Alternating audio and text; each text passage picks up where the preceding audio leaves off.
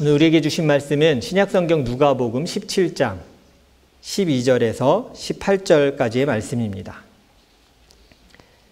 우리 하나님의 말씀을 경외하는 마음으로 자리에서 다 일어나셔서 한 목소리로 봉독하도록 하겠습니다. 함께 봉독합니다. 예수께서 어떤 마을에 들어가시다가 나병 환자 10사람을 만나셨다. 그들은 멀찍이 멈추어 서서 소리를 높여 말하였다. 예수 선생님, 우리를 불쌍히 여겨 주십시오. 예수께서는 보시고 그들에게 말씀하셨다. 가서 제사장들에게 너희 몸을 보여라. 그런데 그들이 가는 동안에 몸이 깨끗해졌다. 그런데 그들 가운데 한 사람은 자기의 병이 나은 것을 보고 큰 소리로 하나님께 영광을 돌리면서 되돌아와서 예수의 발 앞에 엎드려 감사를 드렸다. 그런데 그는 사마리아 사람이었다. 그래서 예수께서 말씀하셨다. 10사람이 깨끗해지지 않았느냐? 그런데 9사람은 어디에 있느냐? 하나님께 영광을 돌리러 되돌아온 사람은 이 이방 사람 한 명밖에 없느냐? 아멘. 앉으시기 바랍니다. 오늘은 한결같은 고백을 줄게라는 제목으로 함께 말씀 나누도록 하겠습니다. 우리 조국인 대한민국을 떠나서 살아가고 있습니다. 짧게는 5년, 10년, 그리고 길게는 20년이 넘도록 이 땅에 살아가고 계신 분도 많이 계실 겁니다. 우리가 떠나 있는 시간이 길어지면서 때로는 이전에 맺었던 관계들과 서서히 멀어져가나 잊혀진다는 것을 느낄 때가 있으실 겁니다. 물론 여기에서 우리가 또 새로운 사람들을 만나고 하는 것도 큰 축복이라고 생각합니다. 하지만 멀리 떨어져 있기에 연락을 하기가 쉽지 않습니다. 낮밤이 다른 시차에 맞춰서 연락하기가 쉽지 않죠. 그래서 가족들하고 연락을 하고 싶어도 항상 고민되는 게 몇 시잖아요. 그죠? 카톡에 바로 답변하고 싶어도 지금 하면 방해가 될까봐 생일 축하 조금 이따 해야겠다 하다가 생일을 놓친 적이 한두 번이 아니잖아요. 그리고 답변이 막 왔다 갔다 하는데 예전에 전보의 속도야. 잘 지내지? 저희 형이 왔는데 제가 시차에 맞춰 해야지 그러다가 3일 후에 형 잘 지내. 그러다가 또 3일 후에 요즘 어떻게 지내? 그래서 한 일주일 동안 4마디가 왔다 갔다 하는데 그 생각이 났어요. 이거 거의 우리 어머니 때 전보 치면 들고 뛰던 그 속도 아닌가라는 생각을 할 때가 있습니다. 한국에서의 삶이 아주 먼 기억처럼 저도 느껴질 때가 있습니다. 아마 여러분도 그러실 것 같아요. 그러다가 문득 이전에 가르쳤던 청년들이나 성도들에게 연락이 올 때가 있습니다. 물론 제가 가르쳤던 청년들 한 20년 넘게 사역을 하니까요. 그때 가르쳤던 청년도 지금 40대입니다. 청년이라 하기엔 제가 첫 사역을 시작할 땐 청년들과 동갑내기거나 한 3살 많은 청년들도 있었어요. 그러니까 사실은 너무 감사하고 미안하기도 해요. 26, 7 먹은 전도사가 30 먹은 청년들을 케어한다고 애쓰고 기도해주고 막 했는데 그럼에도 불구하고 잘 따라줬던 게 참 감사하기도 합니다. 얼마 전에 한 달 딱 됐네. 한 달 정도 됐을 것 같습니다. 2월 말이었으니까요. 오래전에 한국에서 가르쳤던 청년에게 연락이 왔습니다. 결혼하게 되면서 목사님한테는 제가 꼭 직접 알려드리고 싶어서 연락했다고 한국에서 연락이 왔어요. 너무 고마웠죠. 벌써 한 12년, 13년 전에 가르쳤던 청년인데 기억하고 목사님 지금도 우리 청년부에서 같이 그때 함께 활동했던 청년들하고 지금 다 아줌마, 아저씨예요. 모였을 때 목사님과 함께 했던 얘기 되게 많이 해요. 막 알려줬어요. 근데 얘기 듣는데 고맙기도 하고 거기는 이제 한밤일 텐데 제 시간에 맞춰서 연락을 해준 거죠. 참 고마웠습니다. 그리고 그런 생각도 들었어요. 이 청년이 생각해보니까 나의 상황을 가장 잘 이해하겠구나. 우리 추운 지역 살잖아요. 아직도 겨울이 끝나지 않고 여러분 혹시 그런 생각 하셨어요? 오늘 교회 오면서 아직도 눈이 쌓여 있다. 아직도 다 녹지도 않았고 또 왔다. 그런 말을 저도 내뱉으면서 왔는데 제가 이 청년 앞에서는 할 말이 없어요. 왜냐하면 저보다 더 추운 지역에서 살아봤던 사람이에요. 이 청년이 어디서 살았었냐면 제가 보여드릴까요? 이 청년이 극지연구소에서 일해요. 그래서 세종기지에서 일을 하니까 뭐 내가 여기 추워 이렇게 얘기하기가 조금 민망한 유일한 사람 중에 하나야. 여기 엄청 춥다. 너가 상상할 수 없는 추위야라고 말하기가 좀 민망한 청년 중에 한 명이에요. 물론 지금은 이제 순환 근무니까 저 근무를 마치고 다시 한국에 왔고 이제 결혼한다고 저에게 알려준 겁니다. 너무 고맙죠. 그래서 겨울이 길다고 불평을 가지신 여러분들, 남극보다는 여기가 천국입니다. 할렐루야. 그럴 때 그런 생각을 해야 돼. 여기보다 극조건이 있어요. 그 친구의 연락이 참 고마웠고요. 감사함을 말을 전하는 것 참 귀하다는 생각을 했습니다. 때로는 목회하는 게 이렇게 쉽지 않아요. 사람들하고 만나고 사람들을 케어하는 거니까 때로는 한계도 없고 끝도 없고 어떨 때는 내 삶도 좀 없어요. 얼라이언스에서는 1년에 한 번씩 저한테 서약서를 받아가요. 얼마 전에도 사인하라고 그래 사인했는데 약간 느낌이 이거 이게 메이는 사인이구나. 그게 뭐냐면 헌신에 대한 엑설런트한 헌신에 대한 사역이에요. 그 조항에 뭐가 있냐면 내 개인의 삶은 나의 것이 아니라 공동체와 하나님의 것이기에 나의 것을 주장할 수 없습니다를 사인해서 내야 돼요. 이렇게 사인하기 전에 약간 이게 잘못 악용되면 이거 노예 그 사인이 될 것도 같고요. 조심해야 되는데 한데 매년 저에게 요구해요. 모든 사역자의 의무예요. 이것에 동의할 수 없다면 이 사역을 할 수 없습니다. 근데 어떤 의미인지 제가 아니까 기꺼이 사인해서 이제 교단에 제출하죠. 쉽지 않지만 그래도 가장 보람될 때가 이거예요. 이제 가르쳐줬던 거 기억하고 신앙대로 살아가면서 오랜 시간이 지나서 연락을 하고 찾아오고 그래 그것에 대해 이야기할 수 있을 때 목회자로서 제일 큰 보람을 느끼기도 합니다. 부족한 사람도 이렇게 자신에게 감사를 표현하는 사람이 참 귀하다는 생각을 하거든요. 근데 하나님 앞에서 우리가 감사를 표현하는 것은 얼마나 당연하고 귀한 일인가라는 생각을 해보게 됩니다. 오늘 성경을 보면 그래서 감사함을 표현하는 한 사람에 대한 이야기가 나옵니다. 오늘 말씀에 예수님께 감사하는 일을 어떤 일보다도 가장 우선적으로 했던 한 사람에 대해서 보여주는 장면이 나옵니다. 우리가 읽진 않았는데요. 요 구절, 11절 구절을 좀 보도록 하겠습니다. 같이 읽어보겠습니다. 시작. 예수께서 예루살렘으로 가시는 길에 사마리아와 갈릴리 사이로 지나가시게 되었다. 때로 말로만 이렇게 하면 예수님이 어떤 통로와 어떤 루트 정도로 다니셨을까를 이해하기가 좀 쉽지 않을 것 같아서 제가 지도 하나를 조금 준비했습니다. 좀 복잡하지만 빨간 게 보이시죠? 성경에 갈릴리와 사마리아 사이로 가셨다 그러면 사람들이 이렇게 생각하거든요. 이 갈릴리 지역과 사마리아니까 여기 어디인가인데 원어적으로 찾아보니까 사이라는 뜻은 뚫고 지나라는 의미예요. 갈릴리와 사마리아를 뚫고 지나 여기 보이시죠? 10번 여기 어간이에요. 나병 환자 10명을 마을에 들어가다가 예수님이 만나는 장면을 설명을 하고 있습니다. 그 당시에 나병 환자, 영어로 말하는 leprosy, 여러분 들어봤을까요? leprosy? 맞아요? 병원에서도 이런 단어를 쓰나요? 모르겠어요. 성경에서 이렇게 많았는데 나병 환자라고 표현하지만 아주 심각한 피부병이라고 생각하셔도 좋을 것 같아요. 여러 가지 피부병을 그냥 통칭해서 나병이라고 성경에서는 보통 표현을 합니다. 아마도 예수님이 어떤 마을에 들어갈 때 나병 환자 10명을 만났다는 건 약간 이런 모습이지 않을까 싶어요. 제가 그림 하나를 찾아봤는데 약간 이런 모습일 것 같아요. 제자들과 길을 이렇게 가는데 나병 환자들 10명이 예수님께 가까이 오지도 못하고 큰 소리로 예수님께 소리를 지르면서 요청을 합니다. 이 당시에 이런 나병 환자들은 부정하다고 여겨져서 사람들에게 가까이 올 수 없었어요. 대부분 어디 사냐면 마을에 한참 떨어진 지역에 무리를 이뤄서 살게 만들었어요. 우리도 옛날 소록도 이런 거 만들어서 나병 환자들 다 몰았잖아요. 그것처럼 먼 지역에 마을에 떨어진 데서 따로 살게 했어요. 아마 그 길을 가셨던 것 같아요.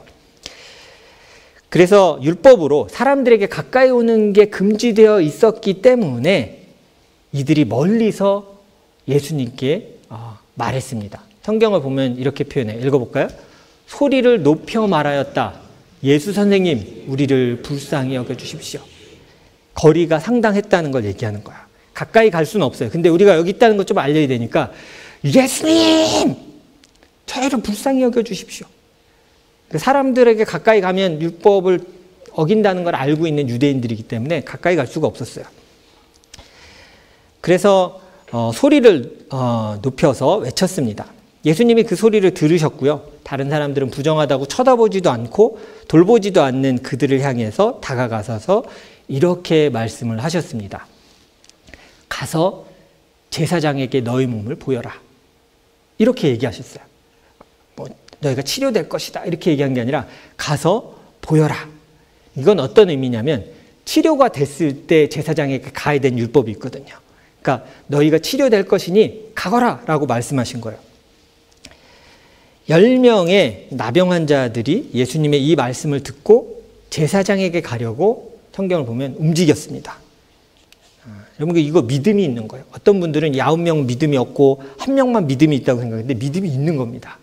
왜냐하면 이들이 다 나을 것을 믿고 이렇게 얘기하셨다면 여기 한번 기대를 걸어보자.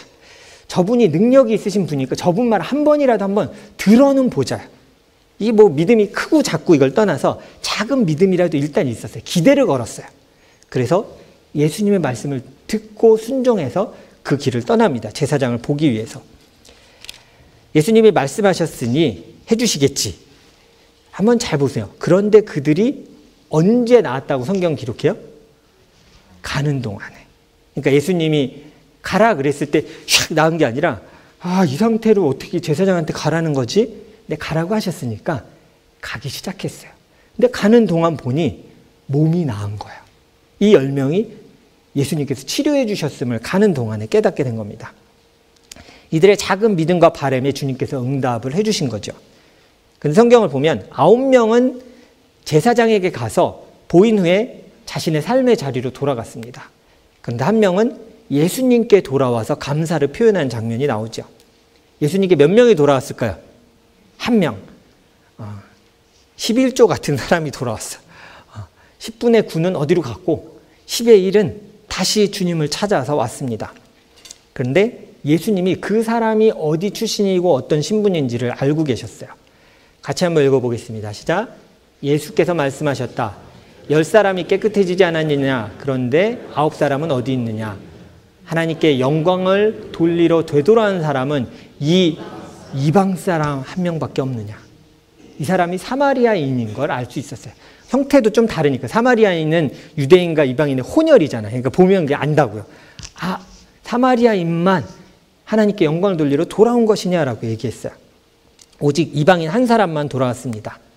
우리는 이 한 사람만 돌아온 것을 통해서 무엇을 봐야 할까요? 우리는 하나님의 은혜를 입고 살아가는 주의 자녀입니다. 아멘. 우리 그것을 고백하기 위해 이 자리에 모였을 겁니다. 그래서 주님께 예배드리고 주님의 말씀대로 살아가기 위해 애쓰고 노력합니다. 그런데 어느 순간 우리도 사람들 앞에 보여질 때는 하나님 앞에 찬양과 예배와 이런 걸 잘해요. 그런데 사람들이 보지 못하는 부분에서는 마음을 담아서 하나님 앞에 표현하는 것에 굉장히 인색합니다. 잘하지 않아요. 아무도 보지 않는 곳에서 찬양과 예배는 잘 이루어지지 않고요. 사람들이 나를 볼 수 있는 공간에서 찬양과 예배는 굉장히 익숙해지는 거예요.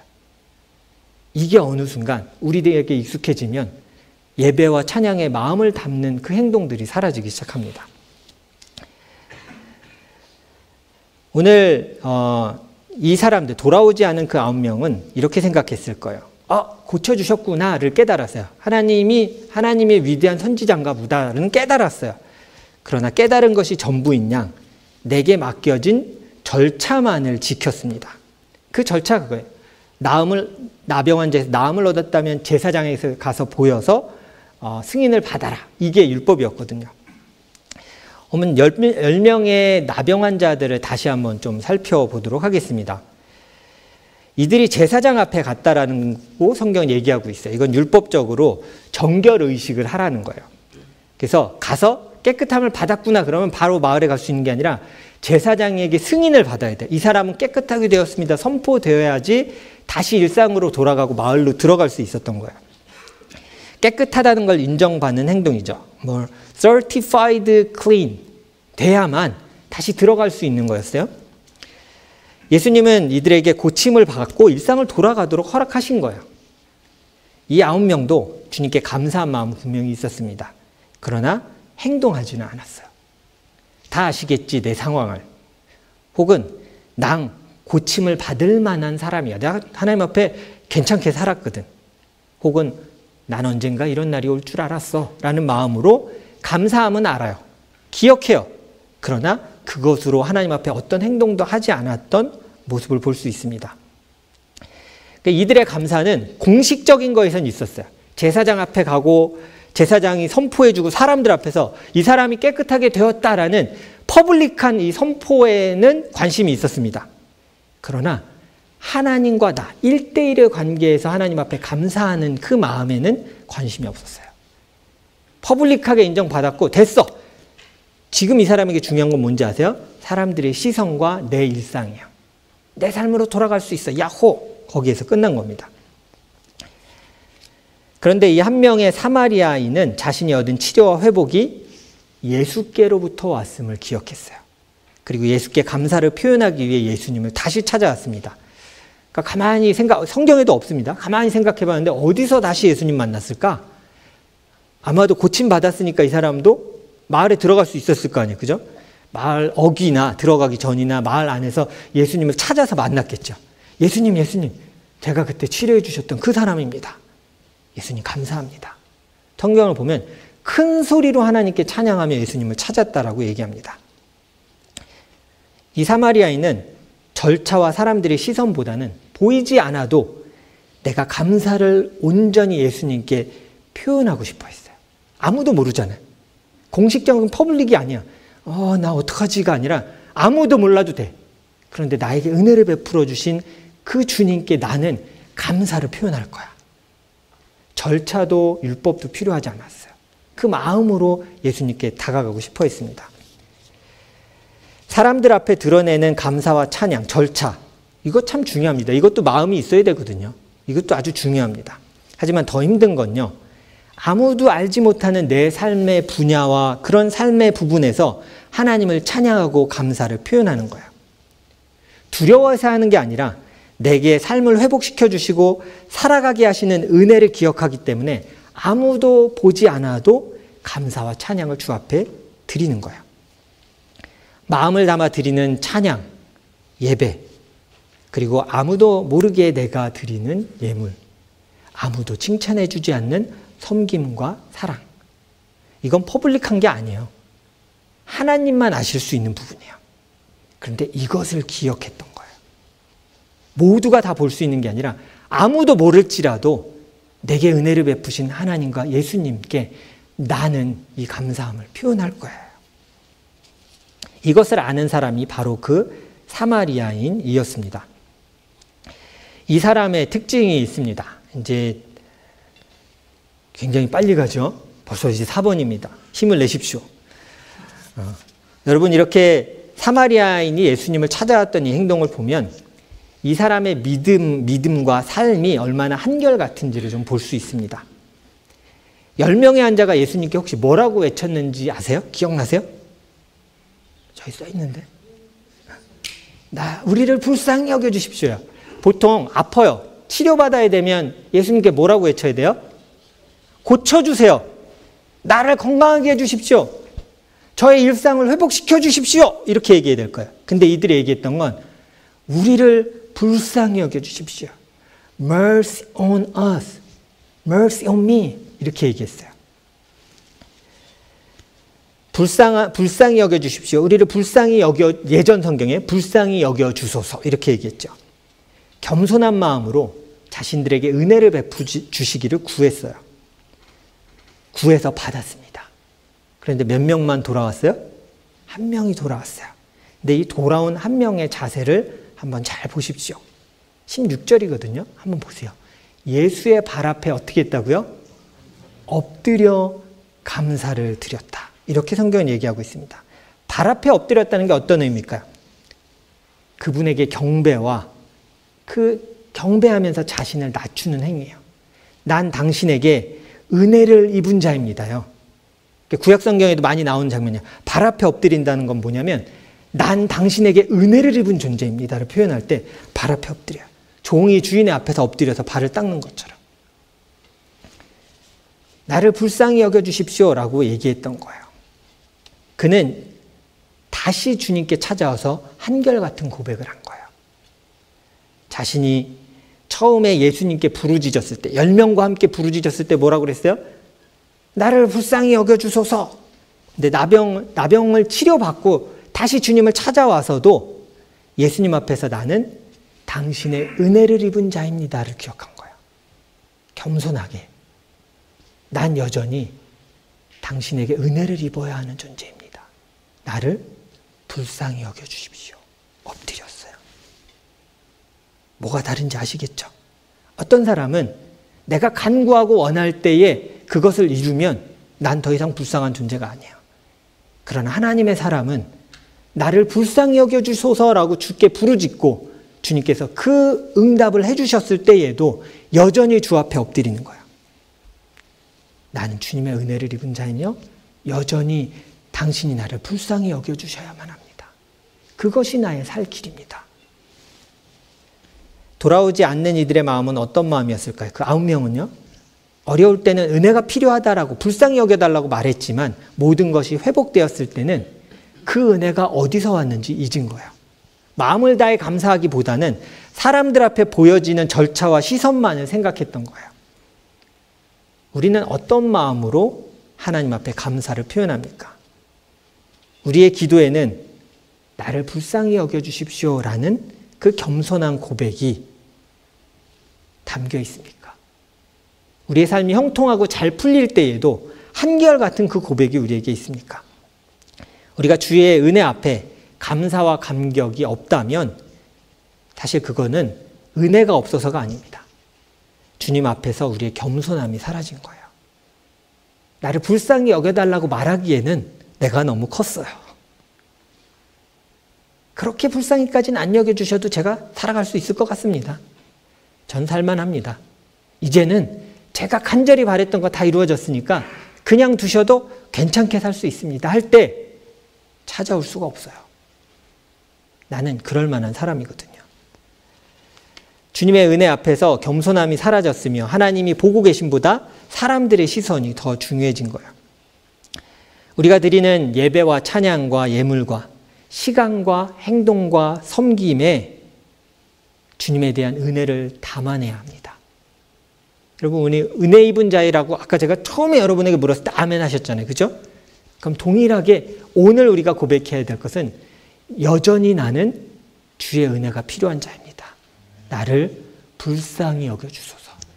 저 이 단어 되게 좋아요. 불쌍히 여기소서. 제가 불쌍하게 생겨서 이게 좋아하는 게 아니라 이게 어떤 의미가 있냐면 원어적으로 창자를 끊어내는 마음으로요. 그러니까 우리 애간장 탄다라는 표현과 되게 비슷한 표현이에요. 주님, 그 나를 향해서 창자가 끊어지는 애간장 타는 마음으로 나를 지켜봐 주십시오. 그냥 겉절이에 있는 사람이 아니라 그런 애타는 마음으로 나를 바라봐 주십시오. 저는 그런 은혜가 주께 필요합니다. 제가 그 은혜를 입지 않고는 살아갈 수 없습니다라고 고백하는 게 불쌍히 여기소서요. 기억났어요. 이 발음이 생각이 안 나서 스프랑클니조마이라는 단어예요. 창자가 끊어지는 마음으로 간절하게 주님 나를 바라봐 주십시오. 나도 그렇게 주를 바라보겠습니다. 저는 이 돌아오지 않는 9명과 다시 돌아온 1명을 묵상하면서 이 예배에 참여하고 있는 저를 포함한 우리 모두가 생각이 났어요. 그러네. 우리 한 주 동안 여러분 우리 삶에서 주님의 은혜를 경험하셨습니까? 경험했어요. 감사하다 했을 거예요. 불평도 조금 했지만 감사도 많이 있었을 거예요. 그러면서 우리가 내가 이 감사를 누구에게 다시 표현해야 할까? 여러분 그게 이 예배의 자리여야 돼요.